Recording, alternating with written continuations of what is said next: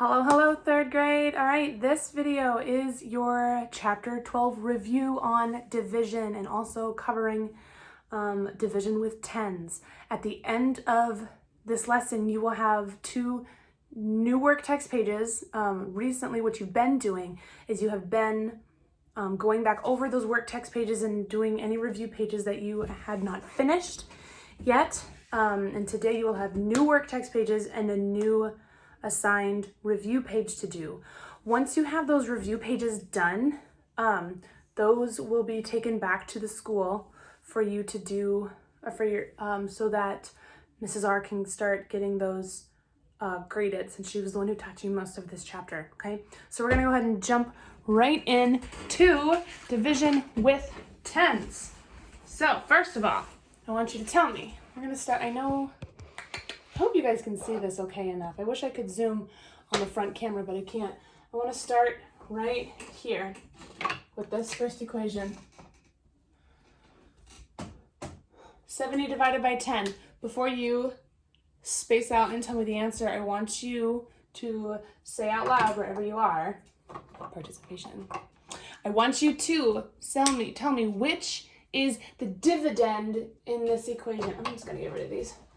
Which one is the dividend in this equation? Okay, here's your dividend. What's another word that you might use instead of dividend when it comes to division here? Starts with a T, ends with an L.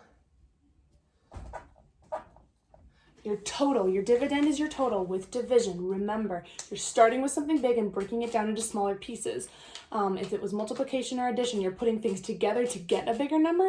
In division, you're always going to be separating it out into smaller numbers.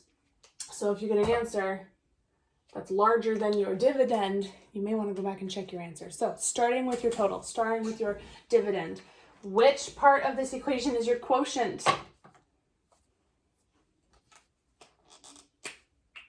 That's right, that's what we're looking for. Quotient. Another word for quotient when it comes to division is your answer. Okay, which leaves which part of this equation as your divisor?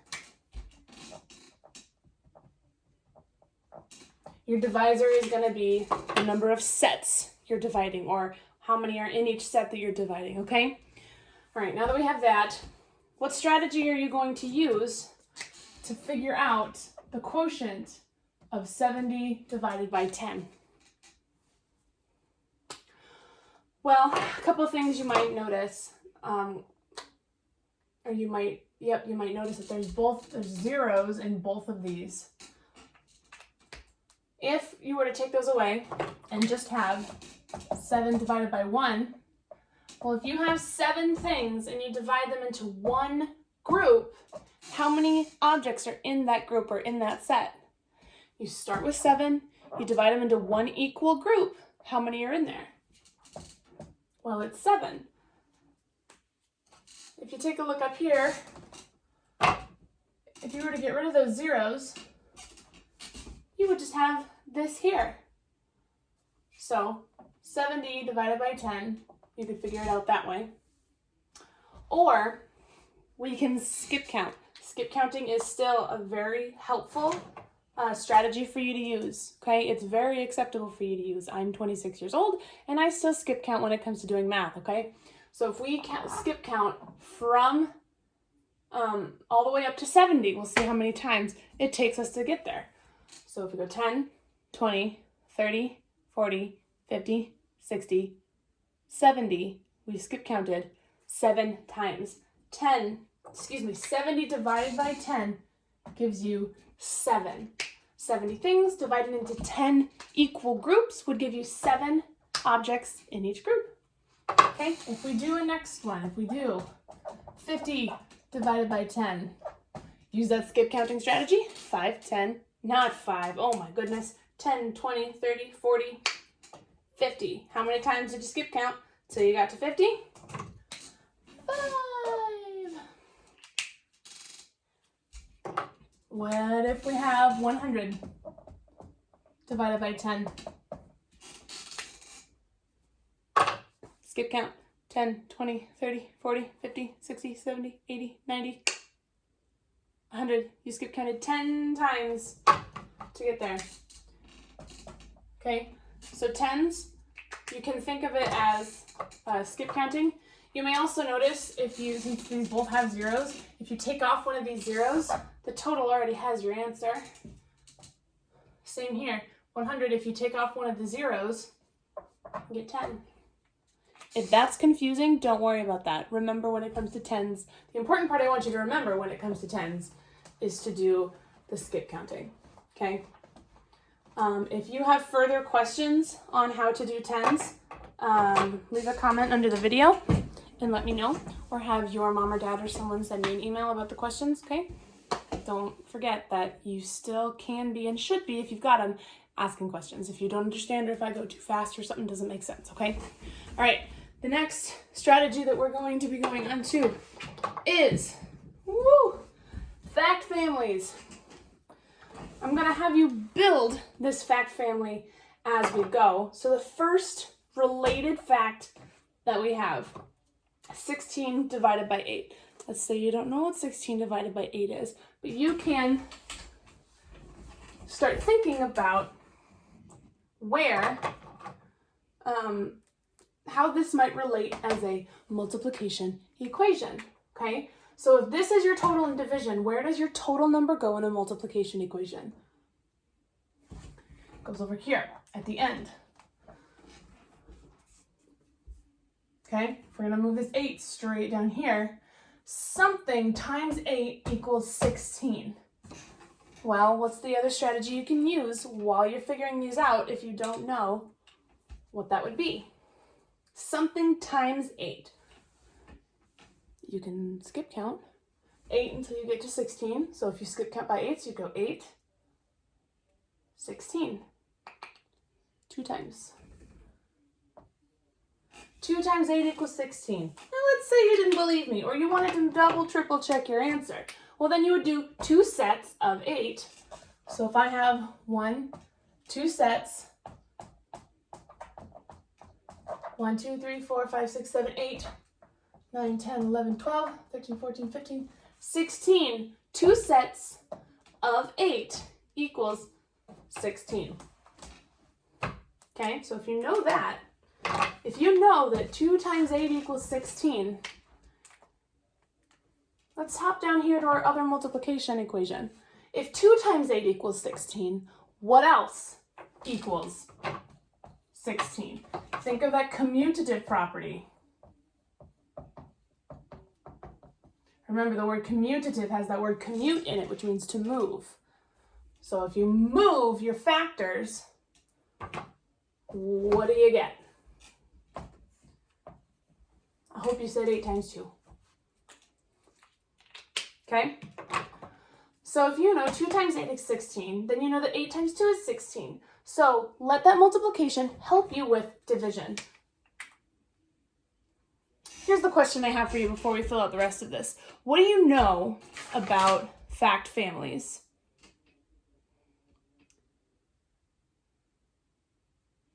I'm hoping you're answering out loud or telling somebody. You know that when it comes to the related facts, that they all consist of the same 3 numbers.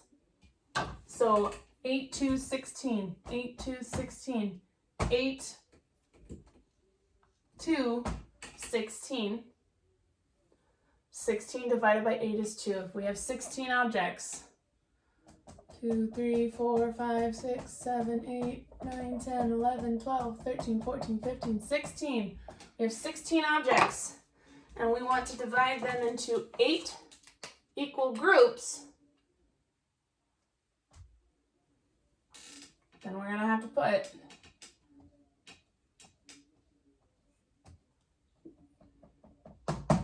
two in each group. Okay? Whoops, my phone there had a message. Okay? 16 divided by 8 equals 2, which means that what is your final division equation? Your total goes here. Remember, you start with your total and division. If 16 divided by 8 is 2, that also means that 16 divided by 2 equals 8. So, what are the numbers in our fact family? 2, 16, and 8. And let me tell you, it doesn't matter what order your fact family numbers are in. You can go 2, 8, 16 from smallest to largest. You can do 16, 8, 2 from largest to smallest. It doesn't make a difference. Because instead of having us fill it out like this, what if you were given the fact family, but had to figure out all of the related facts on your own? What if you were given, what should we do? What if you were given 36, I'm going to separate these out by a little dot, 36, something, and 9. You're given 36, something, and 9, and you have to figure out not only all the related facts, but you have to figure out what that missing number is. Guys, you would have laughed. I sit in this chair while I'm doing this, can you see? And I totally just folded myself up in this chair. Okay, you're given 2 numbers in your fact family, and you have to figure out what the rest of the related facts are and that middle number. So think about this. If we start with a division equation with what you know, 36 divided by 9. Strategies that you can use, what do you think?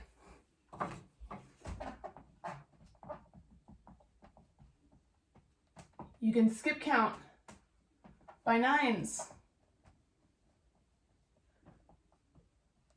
If it makes sense to you, you can do that finger trick because there's a 9.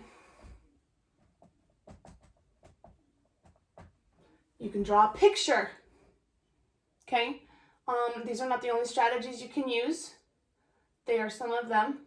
You can also move on and use multiplication to check division. So if you're not quite sure what this would be, and you want to, oh, that 9 is even worse, and you want to move on to a multiplication equation to help you figure it out, that works too.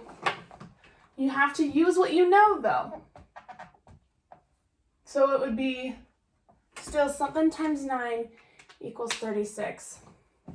I'm going to choose to draw a picture. And it's just a simple little picture.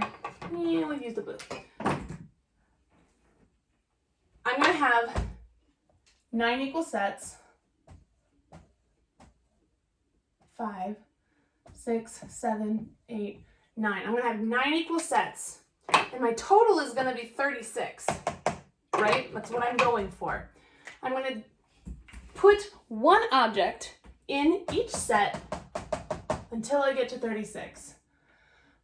And I'm going to count by ones doing it. 1, 2, 3, 4, 5, 6, 7, 8, 9, 10, 11, 12, 13, 14, 15, 16, 17, 18, 19, 20, 21, 22, 23, 24, 25, 26, 27, 28, 29, 30, 31, 32, 33, 34, 35, 36. I'm stopping there because that's the total that I'm looking for. So, 36 divided into sets of 9, divided into 9 equal sets. There's an equal amount of tallies in each of these sets. The question then is, how many things are in each set? 36 divided into 9 equal sets gives you 4. Do you see that? Okay. Now, I could put 4 here, but I also want to make sure that it actually is 100% 4, so I don't just fill out the rest of my facts and I'm wasting time. And I'm guessing. You never want to guess in math unless it tells you to guess. Because estimate, remember, estimate means you are nearly to the number. It's not a complete guess. So, in order to figure out whether it's 4, I'm going to count by 9s. So if I start from 0 and I count to 9, 18, 27, 36. I counted 4 times to get to 36. And it should be fairly simple then from here on out. If this, I confirmed with my multiplication that this is correct. So that means my other division equation, if I start with my total, 36 divided by 9 equals 4. So that must also mean, using the commutative property, that 36 divided by 4 equals 9. If 4 times 9 equals 36, our other multiplication equation then will be 9 times 4 equals 36. Making what our missing number in our fact family? 4. Okay. Fact families might seem like they take a long time, but it's another strategy to help you with division. Multiplication helps you with division. If you can know your multiplication facts, that's going to help you with division. Maybe you're better with division than multiplication. Okay, flip it around. Your division facts will help you know multiplication. Okay, you're going to need to know your times tables, basically what we call them, the 1 times 1, 1 times 2, 1 times 3, all the way up to 12 times 12. I think you were given a multiplication table. I believe it would have been on like yellow paper or something. I can't remember. I just lost my train of thought. Anyway, knowing multiplication will help you with division. Knowing division helps you with multiplication. If this works for you, if you understand this, if it helps you, then please, please do it.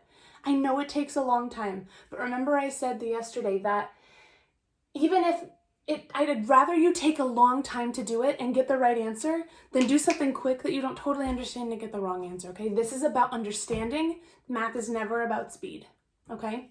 I want to encourage you in that. All right, so we talked about skip counting. We talked about fact families. We talked about how multiplication helps you with that. The next thing we're going to review briefly, because this part is more about helping you to be familiar with it. Where did it go?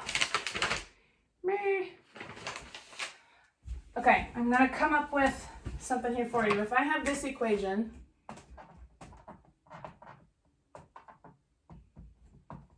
I give you an equation. I want you to tell me which of these options I'm going to write down is correct when you're using a division frame. Okay? Which division frame option is correct?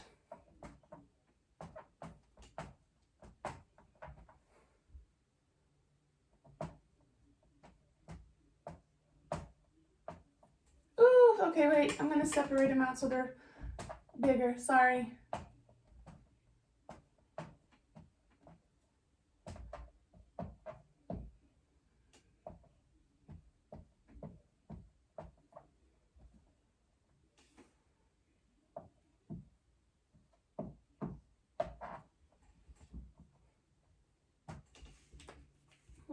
I like to cross my 7. Okay. What is this equation? This equation reads 21 divided by 7 equals 3. My question for you was, which of these options is how you would use your division frame? How you would use this little guy. I'm going to put him in a different color so you can see it better maybe. Use this blue. Which one of those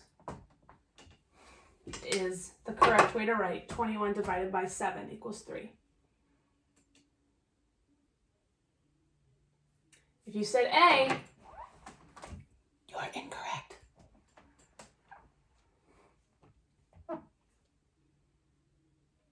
I'll give you a hint. What if I write it for you this way? What if I said, I'm going to make this nice and big. And your quotient is here. Your dividend goes here. And your divisor goes here.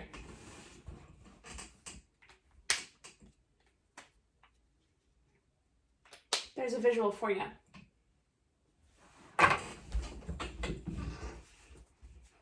Dividend, divisor, quotient. You know that that's the order. Dividend, divisor, and your quotient. So that means that C is incorrect and B is correct. C, if you were going to read this equation, reads like this. This says 21 divided by 3 equals 7. Is that a correct fact? Is 21 divided by 3, does that equal out to 7? 3, 6, 9, 12, 15, 18, 21. Well, it does. So although this fact is a correct fact, it does not match this one. Meow. The correct answer is this one. 21 divided by 7 equals 3. 21 divided by 7 equals 3. Inside, outside, up. I don't know why they do it that way. I didn't make the rules of math. I wish I could make it easier for you. When you have a division frame, you go from the inside, out, and up. In, out, up. Okay? If you need to pause the video so that you can write down that example to help you study, that's just fine. That's the beauty of doing this in a video, is you can pause and go back if you need to. Okay? Oh, and we already labeled the parts. Alrighty. Here's what I'm going to say at this point. That is the overall review that we're going to do for this lesson. So your strategies, your division, strategies. This chapter you learned how to divide with 6, 7, 8, 9, or 10. The different strategies that you have learned. You used skip counting,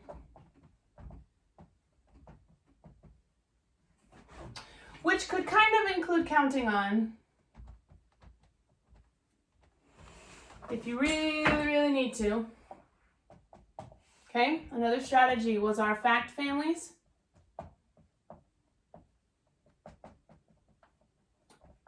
Using related facts. Those are the actual equations. Fact families are the 3 numbers.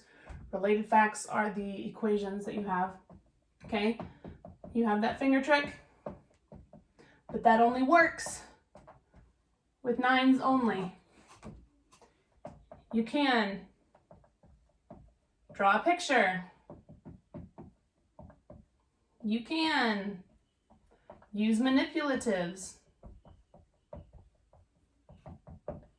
I know that I didn't send you guys home with some.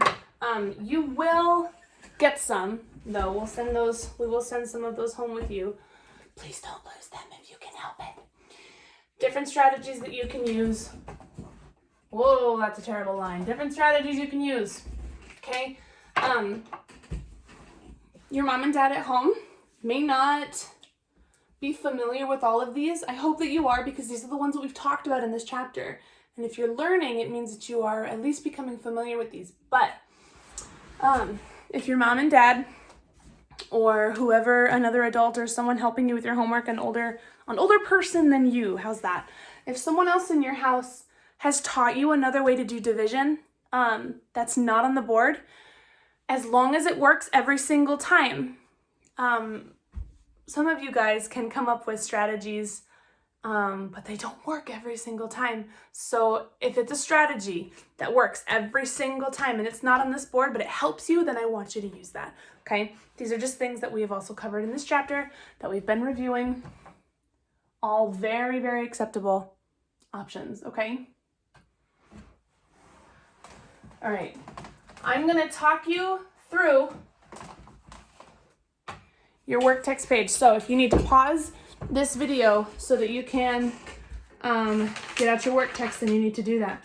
But what I'm gonna have you do is, first of all, I want you to turn to page 198 in your work text. You've already done equations 1 and 2 there. We're gonna finish 3 and 4. Page 198. Okay, number 3 and 4. Number 3 reads, a certain kind of firefly flashes every 5 seconds. If Erica, remember Erica from the story, remember the story, we're talking about the fireflies and just the really cool science that goes into fireflies that only God could do. Anyway, okay. If a certain kind of firefly flashes every 5 seconds, if Erica watches the firefly for 30 seconds, how many times will she see the firefly flash? So, first question, what is this asking us to find? It wants us to find how many times she will see the firefly flash. Okay, so that's the question.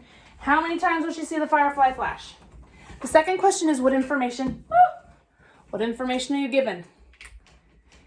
You know that it flashes every 5 seconds.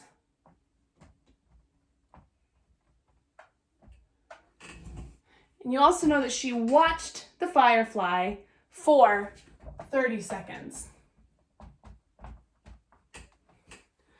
How many times did she see it flash? Here's the information you're given. What is your operation? Addition, subtraction, multiplication, or division? I hope you said division, because that's what it is. So then, after that, you figure out your operation is division. So then, what is your equation? What do you know? What is your total here? Well, we're comparing the seconds. So 30 seconds divided by how many seconds? Divided by 5 seconds. Now, you have a lot of space in your big blue box on your work text page 198. So you're going to have to make sets of 5. Sets of 5, because that's what you know. So you'll have to skip count by 5s until you get to 30 while you're making these. So 5 is set of 5. 1, 2, 3, 4. There's 5, 10, 15, 20, 25, 30. I'm going to double count, I'm going to count again just to double check. 5, 10, 15, 20, 25, 30. Okay? Each of these boxes represents one flash. So 1, 2, 3, 4, 5 flash. 7, 8, 9, 10 flash. She watched the firefly for a total of 30 seconds. It flashed every 5 seconds. How many times did Erica see it flash? 1, 2, 3, 4, 5, 6. 6 times. So, to answer the question at the bottom, remember we have to go back. The question they're asking us to find, how many times will she see the firefly flash? Erica will see the firefly flash how many times? 6 times. Got to answer that question. Okay, that's number 3. If you need to pause so you can see this, pause it, but I need to keep going.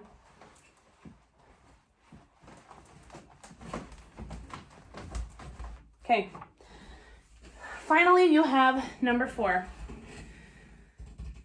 This story that you read about Erica and Haley, we've been learning that math shows that the world is designed. The way that a firefly works, the complexity, how complicated it is something that only could have been designed. It could not have happened by accident. Here's what I'll read to you again what Erica told Haley. God designed them to make light using a chemical reaction that doesn't produce heat. Okay, you're gonna learn this when you talk about science, but light always creates heat. Think about that. The sun, if you're out in the sun, even if it's winter, you're warmer in the sun because the sun has light. That creates heat. If you touch, now don't do this. If you touch a light bulb, again, don't do it. If you touch a light bulb, it's gonna be hot. There's light and that produces heat. Light always produces heat. Now, why would that be dangerous for a firefly?